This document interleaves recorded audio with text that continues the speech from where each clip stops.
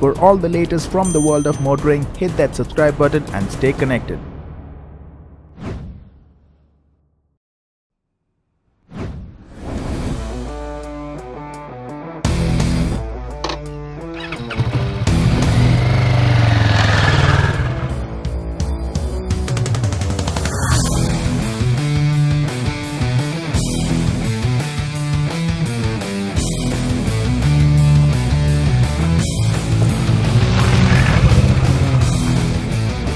The rules of the cruiser world are pretty straightforward.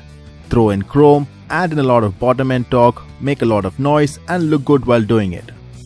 The Kawasaki Vulcan S then, right away, is a non-conformist. It has no chrome, it does not make a lot of noise, but is still a proper cruiser, and we'll tell you why. The Vulcan S has the same Kawasaki 650cc engine and gearbox as seen on other bikes like the Ninja 650 and the Versys, but has been worked on for a better bottom end. To be exact, it has a revised intake, an updated ECU, different cam profiles and a heavier flywheel. What all this means is that even with the rather sporty engine DNA, the Vulcan S has enough bottom end to pull cleanly from as low as 2000 rpm and keep going without losing juice well past 6000 rpm. The engine is very refined and the clutch is light and aids you even if you get stuck in the slow moving urban jungle. Another interesting positive is that even in slow or crawling traffic, there are no heating issues that are typical of a cruiser. Out on the highway, the 100 km/h cruise is just below the 5k rpm mark in 6th gear, and top speeds are in excess of 150 easily. The 0 to 100 timings are just a shade below the 7-second mark, and wind protection up front is definitely recommended. Otherwise, anything above 120 requires you to really hold on. This engine has always been known to be frugal and remains so.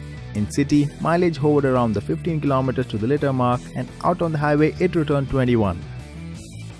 Another key aspect of the Vulcan S lies in the fact that this machine is actually easy to ride. The throttle response is not aggressive, the seat height is a low 705 mm, and in case you find yourself uneasy on the seat, there are multiple things to change to make yourself comfortable. The foot pegs can be moved forward or backward to suit your needs, and there are alternative options for the handlebars and the seat. We found that in stock setup things are pretty decent and in a good balance for most riders. Probably the seat could have been a bit more comfortable for the rider and the pillion with better cushioning. From a handling perspective, even with the 235 kg of curb weight, the Vulcan S is relatively easy to maneuver. Compared to other cruisers, this Kawasaki, like we said, is not your typical cruiser. It is relatively nimble in tight situations and planted on the highways. Throw in a corner and this cruiser can hold a line and you will not need to fight it.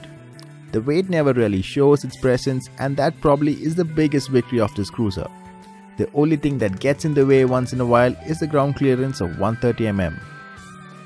Coming to the suspensions on the Vulcan S, the front has 41 mm telescopic ones that have 130 mm of travel. These are reasonably soft and do a good job. The rear, though, in typical cruiser style, ensures you feel the road. The stock tires on the Vulcan S are good in most situations and run mismatched sizes. The front tire is an 18-incher while the rear is a 17-inch one.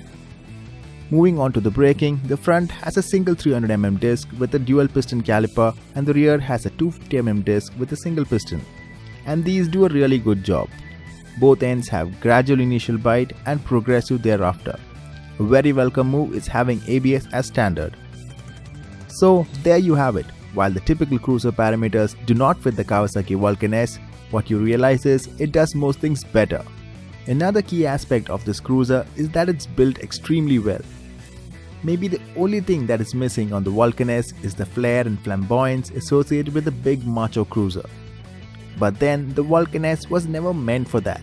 It is meant to be a friendly, non-intimidating machine, and in that aspect it does very well.